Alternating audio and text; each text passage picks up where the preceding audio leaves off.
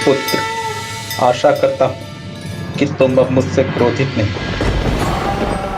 काम क्रोध मद लोभ की जौलों मन में खान, तौलों पंडित मूर्खों, तुलसी एक समान।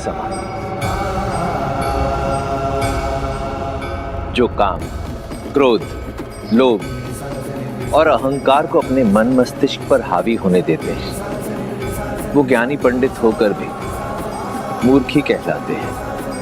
काका जी, मुझे आशीष दीजिए कि मैं अपने जीवन के उद्देश्य में सफलता प्राप्त कर सकूं। कल्याण पुत्र, तुम्हारा हृदय अत्यंत विशाल, क्षमाशील, तुम अवश्य अपने उद्देश्य को पाओगे।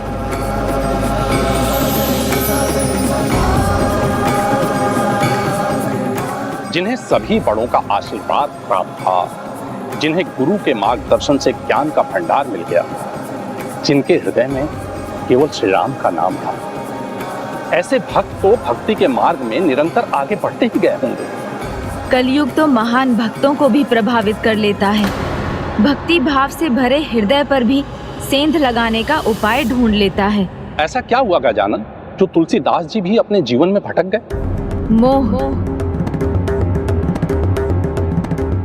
मोह, अपनी पत्नी के प्रति ऐसा मोह जो तुलसीदास जी के जीवन के उद्देश्य की पूर्ति में बाधा बनने वाला था।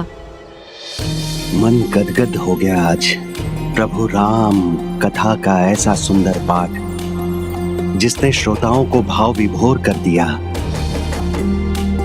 आपके शिष्य तुलसीदास ने सभी को मंत्र मुग्ध कर दिया।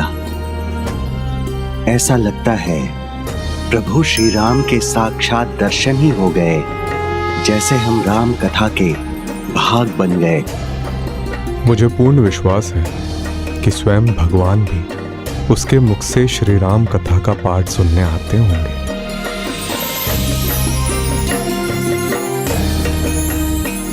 बोलो श्री राम लखन जान की जय श्री राम लखन जान की।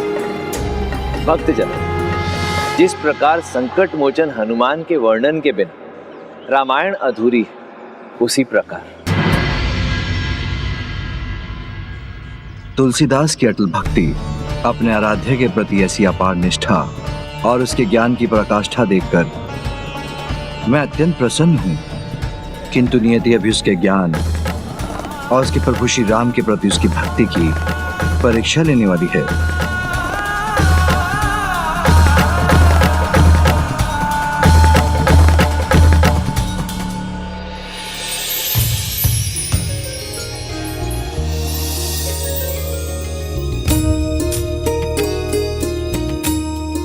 प्रभु श्री राम के इस साधारण भक्त दीन बंधु का धन्यवाद स्वीकार कीजिए।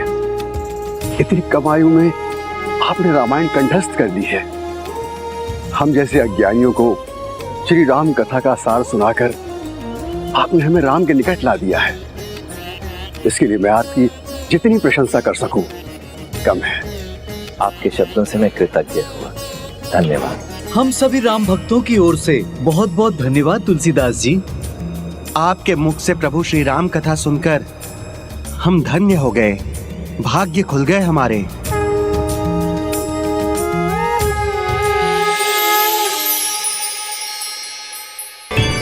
मैं पुनि निधि गुरु सन कथा सो सुकर के, समुझी नहीं तस बालपन, तब अति रहे हूं अचे। महानुभव सत्य कहूं तो जब प्रथम बार बराक क्षेत्र में मैंने अपने गुरुजी के मुख से श्री राम कथा का पाठ सुना था, तो मुझे भी कुछ समझ में नहीं आया। परंतु उसके पश्चात प्रभु श्री राम की कृपा से और अपने दोनों गुरुओं द्वारा दी गई शिक्षा द्वारा मैं न केवल राम कथा के ग्रंथ को पढ़ने में सक्षम हुआ, अपितु आज आप सबको समझाने का प्रयास भी कर पा रहा हूं। अधजल गगरी छलकत जाए, जो अधूरा ज्ञानी होता है वही ज्ञानी होने का ढोंग करता है। ज्ञान होता ही नहीं किंतु उसका अभिमान करता है। प्रभु श्री राम की कथा से 7 महत्वपूर्ण शिक्षा मिलती है। वो कौन से हैं ये बता दीजिए तो हम भी मान जाएंगे। अपने शिष्य पर विश्वास रखिए नरहरिदास जी। अब उसे ऐसी अनेकों परीक्षाएं देनी होंगी। ऐसी परिस्थितियों से निपटना आना चाहिए उसे। अभिमान तो ज्ञान का शत्रु होता है। मेरे गुरुओं ने सिखाया है कि ज्ञान तो अनंत है, इसलिए यदि अभिमान करूंगा तो नया ज्ञान कहां से प्राप्त करूंगा? मैं तो कूप मंडूक बनकर रह जाऊंगा।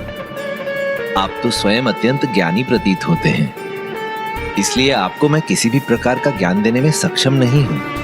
परंतु यदि आज इस सभा में मैंने आपके प्रश्न का उत्तर नहीं दिया तो मेरे गुरुओं का अपमान हो जाएगा।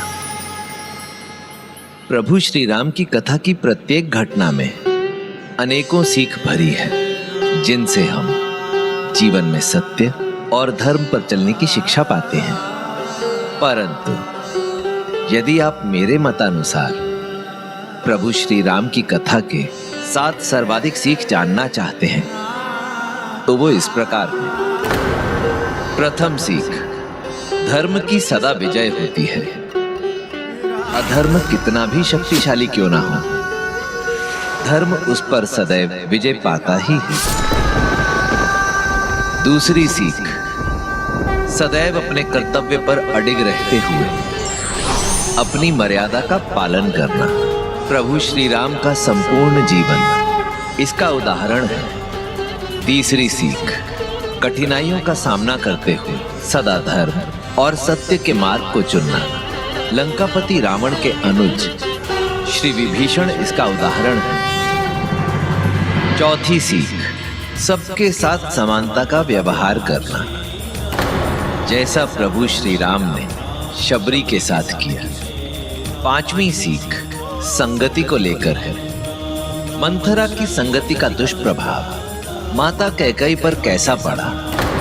छठी सीख, शक्ति संपन्न होते हुए भी सदैव विनयशील रहना, जैसे महाबली हनुमान। वे सर्वशक्तिमान हैं, परंतु उन्होंने सदा अपने बल का प्रयोग अपने प्रभु की आज्ञा अनुसार प्रभु कर्म में ही किया है। और 7वीं सीख? 7वीं और सबसे महत्वपूर्ण सीख, परिवार का सदा एकजुट होकर रहना, एक दूसरे का सम्मान करना, एक दूसरे के प्रति अपने सभी कर्तव्यों का पालन करना, एक दूसरे के प्रति क्षमाशील होना, जैसे प्रभु श्री राम ने अपने परिवार के साथ किया। क्योंकि यदि परिवार एक साथ रहता है तो इतनी शक्ति अर्जित करता है कि जीवन के सागर में तरंगे कितना भी भीषण ज्वार क्यों न ले आए, परिवार के जीवन की नैया को पार लगा ही देता है। एक और अत्यंत महत्वपूर्ण बात, परिवार का मुखिया मुख के समान होता है। जैसे शरीर में इतने अंग हैं, परंतु भोजन ग्रहण करने का सुख केवल मुख को प्राप्त होता है, परंतु वही मुख अपने विवेक से शरीर के सभी अंगों की देखभाल भी करता है। मुखिया मुखी सो चाहिए, खान पान कहूँ एक, पालड़ पोषई सकल अंग, तुलसी सहित विवेक।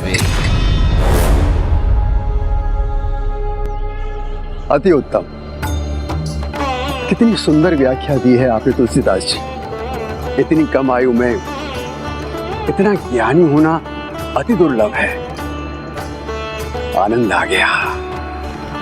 जो परिवार की बात करता है उसका स्वयं भी तो परिवार होना चाहिए। जिसका कोई परिवार ही नहीं, जिसने कभी परिवार का अनुभव ही नहीं किया, वो परिवार का महत्व न समझ सकता है न समझा सकता है।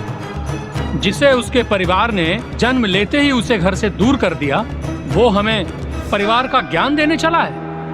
रहने दीजिए महानुभाव, कदाचित पंडित जी उचित ही कह रहे हैं। मैंने वास्तव में कभी परिवार के साथ रहने का सुख नहीं भोगा, इसलिए संभव है कि मुझे परिवार के विषय में अधिक ज्ञान नहीं।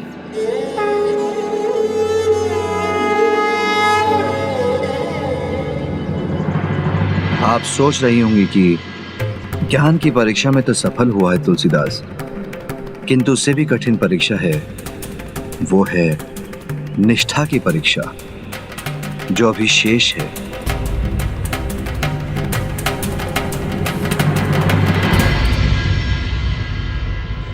भक्ति के साथ ज्ञान, ज्ञान के साथ विनम्रता, बिना परिवार के महत्व को समझना एक योग्य व्यक्ति की निशानी है। मेरी पुत्री के लिए इससे अधिक योग्य वर कहाँ मिलेगा? यदि आपको योग्य वर दिख ही गया है तो उनके गुरु से आप अनुमति मांग ही लीजिए। संभव है आपकी मनोकामना पूर्ण हो जाए।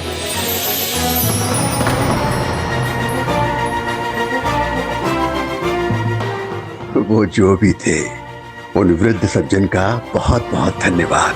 अब उनके सुझाव पर ही चलूंगा मैं। कौन सा गुण नहीं है उनमें? आपने ऐसा तराशा है उन्हें कि ढूंढने पर भी कोई खोट न मिले।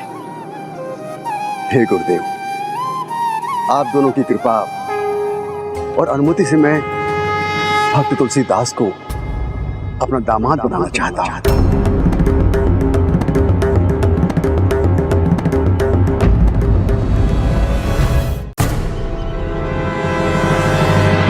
मेरे विचार से इससे अच्छी बात तो हो ही नहीं सकती।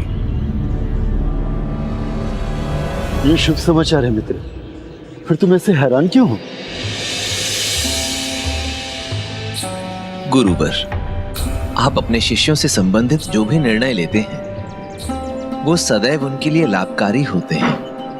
मैं ये भी जानता हूं कि मेरे विषय में आपने जो भी निर्णय लिया होगा उससे मेरा भी कल्याण ही होगा, परंतु यदि आपकी आज्ञा हो तो मैं कुछ कहना चाहता हूं। हाँ वत्स, कहो। गुरुवर, आप तो जानते हैं कि मेरे जीवन का केवल एक ही उद्देश्य है, प्रभु श्री राम को प्राप्त करना। अब यदि मैं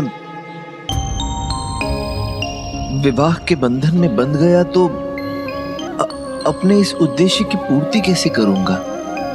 सत्य कहूं गुरुवर, तो मेरा तो केवल एक ही स्वप्न है, संसार से संन्यास लेकर अपने प्रभु श्री राम की खोज में निकल जाऊं। वत्स, संन्यास आश्रम का द्वार तो गृहस्थ आश्रम के द्वार के बाद ही खुलता है।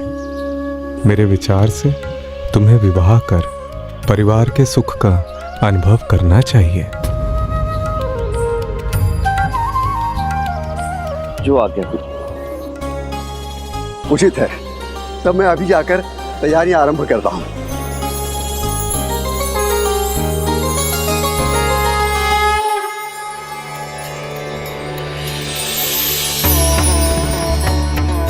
प्रभु, आपके आशीर्वाद से अब मुझे भी परिवार के साथ रहने का सुख और सौभाग्य प्राप्त होगा। हमें चिंता है कहीं हमारा शिष्य तुलसीदास विवाह के बंधन के साथ सांसारिक मोह माया में उलझ कर ना रह जाए। नियति के आगे हम सब विवश हैं मित्रशेष। विवाह जीवन के उद्देश्य को पाने में बाधा नहीं बनता, क्योंकि शिव को जब उसकी शक्ति मिली तभी तो मैं शिव बन सका, नहीं तो मैं अधूरा था। किंतु तुलसीदास के लिए विवाह का अनुभव भिन्न है, क्योंकि ये कलयुग है। इसका प्रभाव मनुष्य के मन और बुद्धि पर तो पड़ेगा ही। तुलसीदास जी के गुरु ही नहीं, पिता श्री प्रभु महादेव भी विचार में पड़ गए, क्योंकि कलयुग में संतुलन बनाए रखना, भावनाओं में बहकर अपने पद से नहीं भटकना अत्यंत कठिन है। और जैसे ही तुलसीदास जी का विवाह हुआ, कलयुग से प्रभावित मनुष्यों के संपर्क में आने से उस युग के विकारों का प्रभाव तुलसीदास जी के मन मस्तिष्क पर भी होने लगा। ऐसा पावन मन भी कलयुग के विकारों से प्रभावित हुए बिना ना रह सका।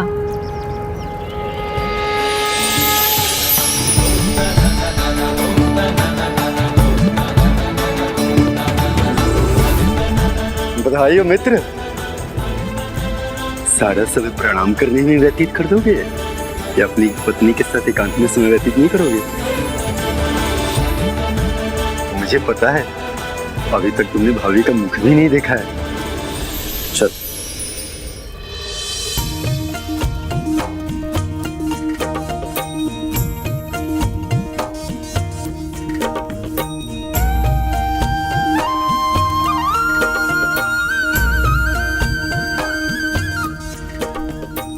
भगवान की असीम कृपा आप दोनों पर बनी रहे।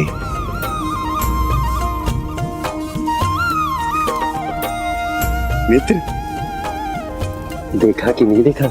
हमने देखा तो नहीं पर सुना है कि भाभी बहुत सुंदर है।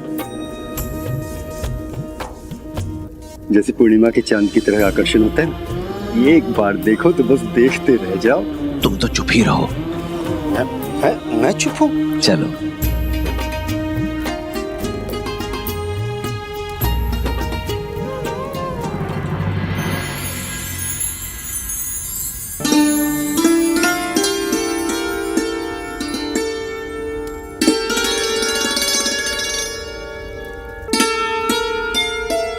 तुम दोनों का सदा भला हो और जीवन में अपने उद्देश्य को पाने में तुम दोनों एक दूसरे के सहायक बनो।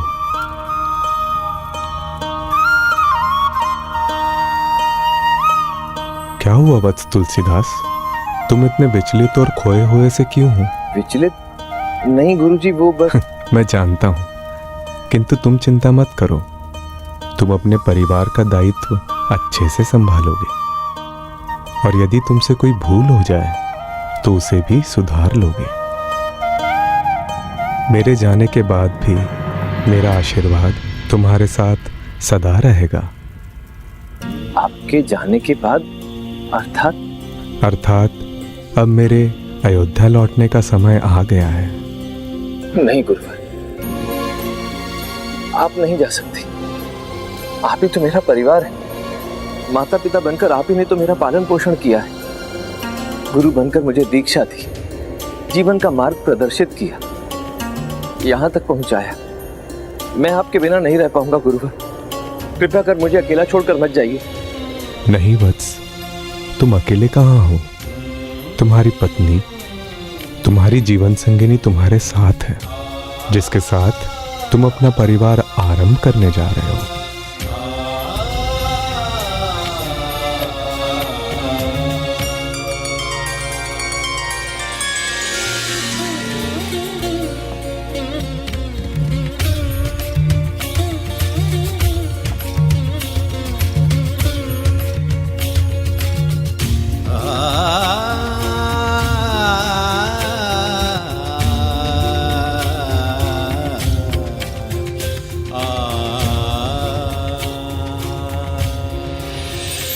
विवाह के पश्चात तुलसीदास जी ऐसा आत्मज्ञान प्राप्त करने वाले थे जिससे मोह रूपी विकार से ग्रस्त तुलसीदास जी महान संत गोस्वामी तुलसीदास बनने वाले थे।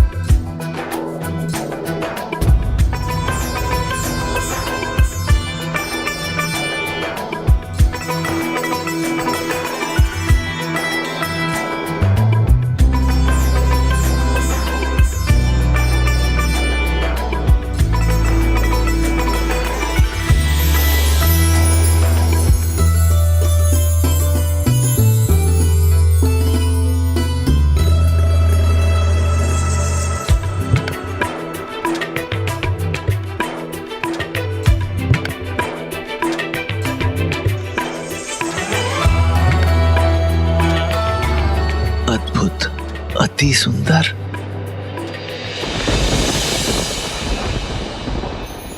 मुझे ज्ञात है स्वामी कि आप मुझे बहुत समय से देखने का प्रयास कर रहे हैं।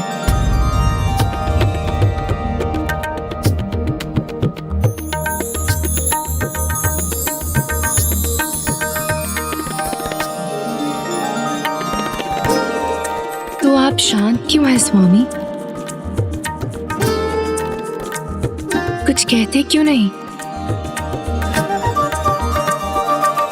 क्या मैं आपको अच्छी नहीं लगी?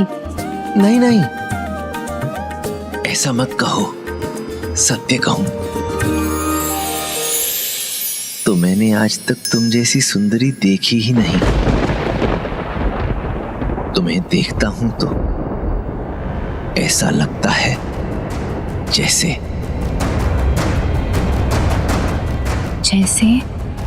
मेरे जीवन का एकमात्र उद्देश्य केवल तुम हो।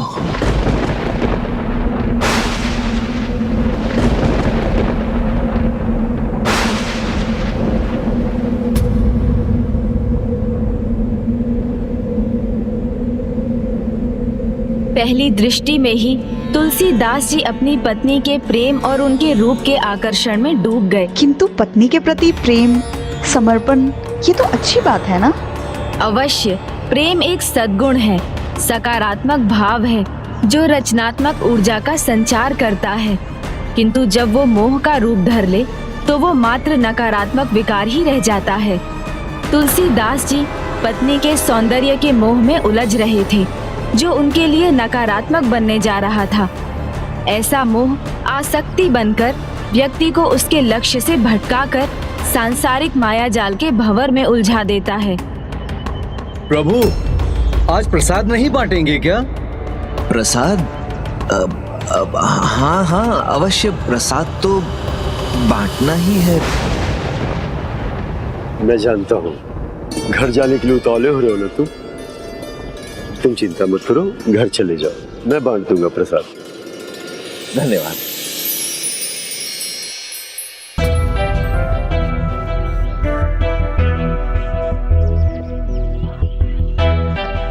कितना सुंदर गजरा है। इसे अपने बालों में लगाकर रत्नावली कितनी प्रसन्न होगी। उसकी सुंदरता तो और निखर जाएगी। प्रिय, देखो मैं तुम्हारे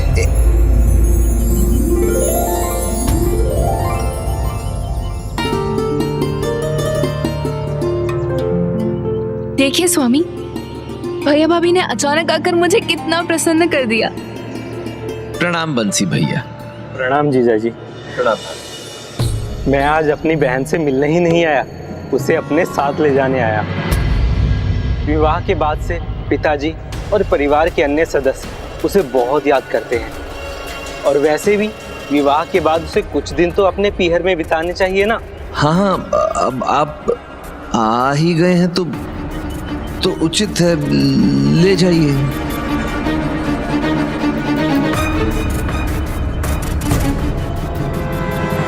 क्या हुआ? आप कुछ सोच रहे हैं क्या? सोच?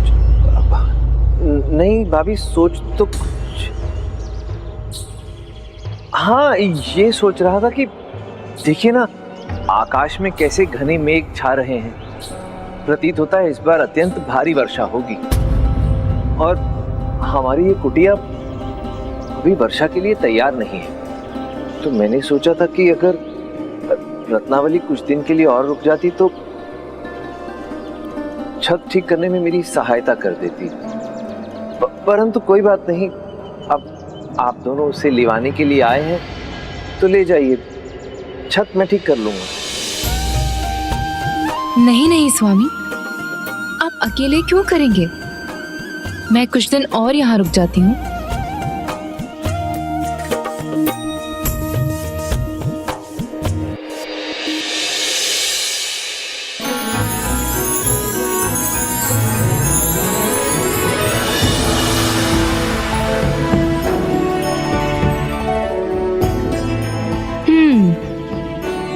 छत ठीक करनी थी या फिर ये केवल मुझे रोकने का एक बहाना था?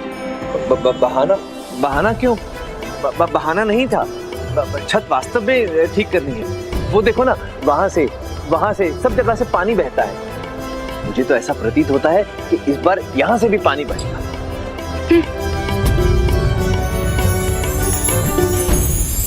प्रिय, देखो तुम्हारे लिए क्या लाया हूं। बहुत सुंदर है। कहीं इसे लाने के उतावलेपन में तो आप जल्दी नहीं लौट आए? मैं क्या जल्दी वापस लौट आया? हाँ, पिछले कुछ दिनों से यही तो हो रहा है। आप शीघ्र ही घर लौट आते हैं। आप राम कथा पे ध्यान तो दे रहे हैं ना? उसमें कोई त्रुटि नहीं होनी चाहिए। ये तुम क्या कह रही हो रत्नावली? राम कथा में त्रुटि, और वो भी मुझसे? ऐसा तो हो ही नहीं सकता। जब भी मैं प्रभु श्री राम का नाम लेता हूँ तो बस राम नाम की महिमा में ही विलीन हो जाता। तुम्हें विश्वास नहीं आता तो कल स्वयं आकर देख लो। इच्छा तो मेरी भी बहुत है आपके मुख से राम कथा सुनने की। पिताजी तो आपकी राम कथा पाठ की प्रशंसा करते ही नहीं थकते थे। तो कल तुम स्वयं आकर देखो ना, आओगी ना? अवश्य। अब ये लगा लो।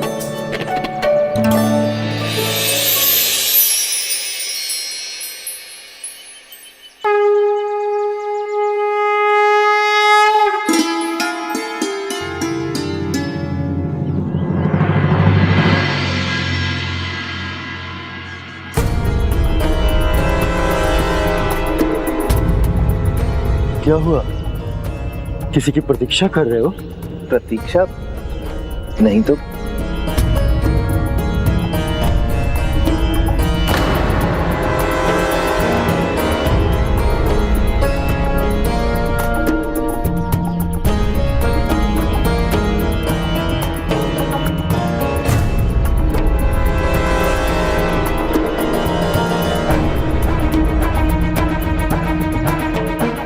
आज प्रभु कथा में वो रस नहीं, भक्त तुलसीदास का ध्यान जो भटका हुआ है। बोलो जय श्री राम लखन जान की। जय श्री राम लखन जान की। जय प्रभु श्री राम भक्त हनुमान। जय श्री राम भक्त हनुमान की।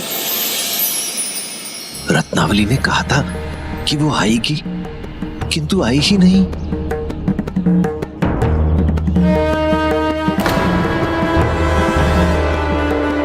हमने सुना है कि जितनी सुंदरता से आप श्री राम कथा का पाठ करते हैं, उतना ही अपने ज्ञान से दूसरों की जिज्ञासा को भी शांत करते हैं।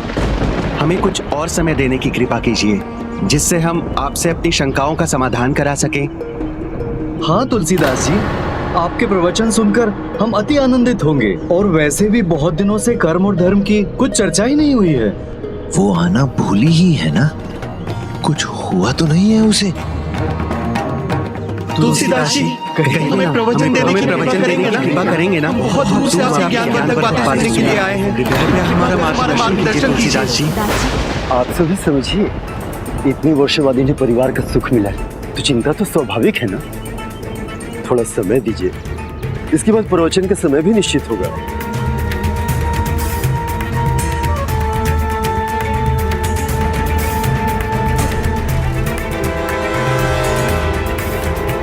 रत्नावली कुशल से हो, ठीक हो बस। हे प्रभु, रत्नावली को कुशल रखना, उसे कुछ हो ना गया हो, अन्यथा कहकर आती क्यों नहीं वो? रत्नावली, तुम ठीक तो हो ना? मैं तो घबरा ही गया था। तुमने कहा था तुम कथा में आओगी और तुम आई नहीं।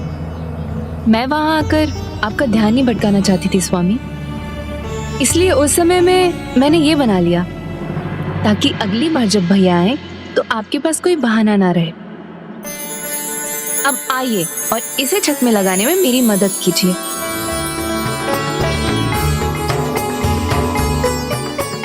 मैं तो एक भी पल इससे दूर नहीं होना चाहता, सदा इसके साथ रहकर इसे देखते रहना चाहता हूं। और यह है कि इसने तो मेरा बहाना भी छीन लिया, जैसे ये अपने मायके जाने के लिए बहुत उतावली हो। इस प्रकार जब भी देवी रत्नावली के भाई उन्हें लेने आते तो तुलसीदास जी कोई ना कोई बहाना ढूंढ ही लेते। ऐसे कई वर्ष बीत गए और तुलसीदास जी का पत्नी प्रेम मोह जाल बनता गया, जिसमें तुलसीदास जी और गहरे उलझते गए एवं शीघ्र देवी रत्नावली ही नहीं पूरे नगर को ये पता चल गया। भाभी, सभी स्त्रियां मुझे चिढ़ाती हैं। कोई कहती है कि मैंने उन्हें मोहित कर लिया है, और किसी ने तो ये तक भी कह दिया कि मैंने उनके राम से उनका ध्यान हटा दिया।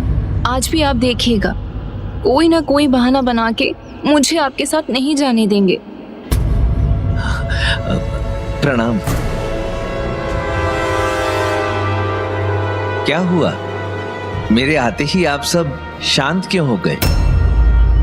जीजा जी, आपने वचन दिया था कि जब मैं अगली बार आऊंगा तो आप मेरी बहन को मायके जाने से नहीं रोकेंगे। हाँ हाँ हाँ, वचन तो दिया था।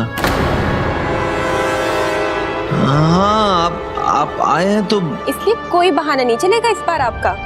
बहाना? कैसी बात करती हैं आप भाभी? भाभी, मैं तो कभी बहाना बनाता ही नहीं। संयोगवश हर बार ऐसा कुछ हो जाता है कि रत्नावली को रुकना पड़ जाता है, परंतु इस बार नहीं। आप लोग आए हैं तो ले ही जाइए रत्नावली को। मैं नहीं रोकूंगा, मैं तो स्वयं इसका सामान बांधने में सहायता करूंगा। आओ रत्नावली। मैं इतना स्वार्थी नहीं हूं कि तुम्हें तुम्हारे मायके जाने से रोकूं।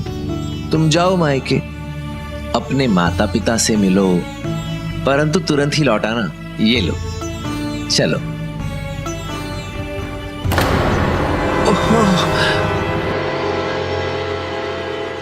हाँ, क्या हो जीजा जी, सब ठीक तो है ना? कुछ विशेष नहीं है। जाओ। लगता है पेट में दर्द है। नहीं बंसी भैया, मुझे कुछ नहीं। ये कोई नया बहाना तो नहीं है ना स्वामी? रत्नावली, मैं कभी भी बहाना नहीं बनाता। मैं तुम्हें कैसे समझाऊं? नहीं, कोई कष्ट तो है।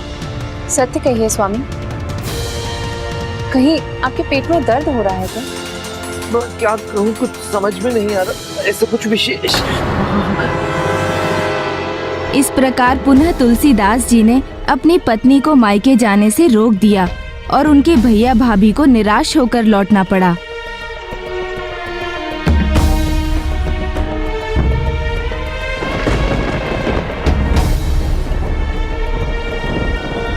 तुलसीदास जी ऐसी अवस्था में पहुंच गए थे कि अपनी पत्नी को अपने निकट रखने के लिए उनसे झूठ बोलने में भी नहीं हिचकते थे। जिनके जन्म का उद्देश्य धर्म के सत्य को स्थापित करना था, वही झूठ में उलझ गए। भक्ति और गृहस्थी में संतुलन आवश्यक है, किंतु कलयुग में अधर्म का अंधकार इतना हावी है कि कभी कभी ज्ञानी व्यक्ति भी उसमें उलझ जाता है।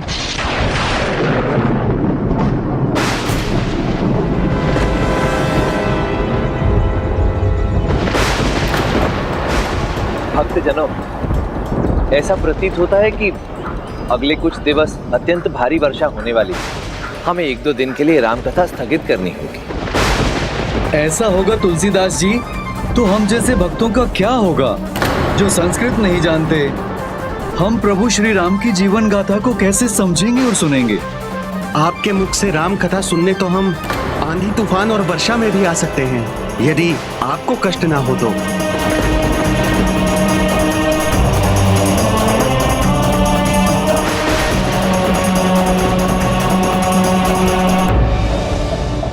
मित्र, अब तो तुम्हें भी ये समझ लेना चाहिए कि श्री राम कथा के पाठ के स्थान पर तुम राम कथा से बचने का प्रयास कर रहे हो। हुआ क्या है तुम्हें? क्या कर रहे हो? क्या इसका आभास भी है तुम्हें? तुलसीदास जी, हमें प्रवचन करने की आज्ञा देने के लिए कृपा करके हमें कृपा करके तुलसीदास जी कहिए ना।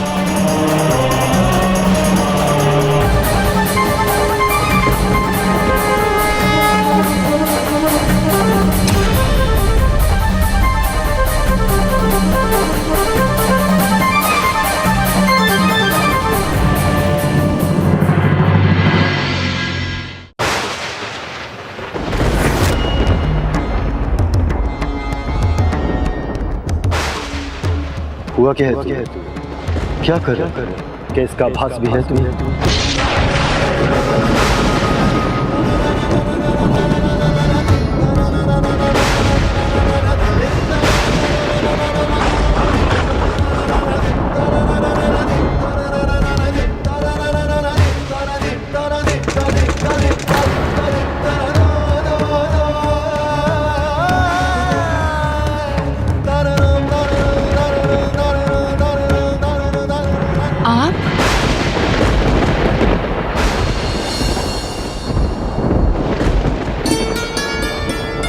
प्रभु, सब कहते हैं कि मेरा ध्यान भटक रहा है, परंतु जब मैं राम कथा का पाठ कहता हूं तो मेरे मन में तो केवल प्रभु श्री राम ही बसे होते हैं। बहन, तुम तो जानती हो, हर बार की तरह जीजाजी इस बार भी तुम्हें रोक लेंगे, किंतु इस बार चलना आवश्यक है। पिताजी का स्वास्थ्य ठीक नहीं है और वो तुम्हें एक बार देखना चाहते हैं। किंतु भैया, स्वामी को बिना बताए मैं आपके साथ इस तरह आ भी तो नहीं सकती। पत्नी का अपने पति को पूछे बिना जाना उचित नहीं है, तो एक पुत्री का भी ऐसे समय में अपने पिता के पास ना जाना भी उचित नहीं है। उन्हें सूचित करना है, यही है ना तुम्हारा दायित्व? तो तुम उनके लिए एक संदेश लिखकर छोड़ दो, या फिर अपने किसी पड़ोसी को बता दो, लेकिन तुम मेरे साथ चलो। हाँ, उचित है भैया।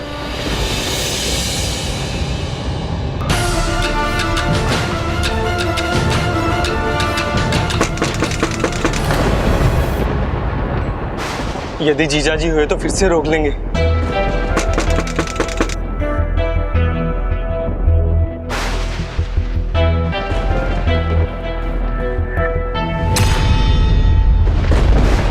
प्रणाम भाभी माँ। प्रणाम। तुलसीदास जी हैं? नहीं, वो तो अभी तक नहीं लौटे। वो आप ही के साथ तो गए थे राम कथा सुनाने। क्यों, क्या हुआ? सब कुशल तो है? हाँ, सब कुशल है। वो उनके निकलने से पहले मैंने क्रोध में उनसे कुछ कह दिया था, तो क्षमा मांगने आया था। मित्रों में तो ऐसा होता ही रहता है ना। आप कहीं जा रही हैं क्या? हाँ, मैं भैया के साथ कुछ दिनों के लिए मायके जा रही हूँ। प्रणाम भैया। प्रणाम। अच्छा हुआ श्रीकांत भैया आप आ गए। ये पत्र आप स्वामी को दे दीजिएगा। मेरे पास समय नहीं है। पिताजी का स्वास्थ्य बहुत खराब है, हमें शीघ्रता करनी होगी। स्वामी मुझे यहाँ ना पाकर चिंतित हो सकते हैं, और आप तो उनका स्वभाव जानते ही हैं। उचित है भाभी माँ, जैसा आपका आदेश। प्रणाम। आप तो स्वयं प्रभु श्री राम के अनन्य भक्त हैं। संसार जानता है जहां प्रभु श्री राम वहां संकट मोचन हनुमान। आपसे क्या छिपा है प्रभु, आप ही बताइए। क्या मैं राम कथा का पाठ कहने में कोई कमी छोड़ रहा हूं?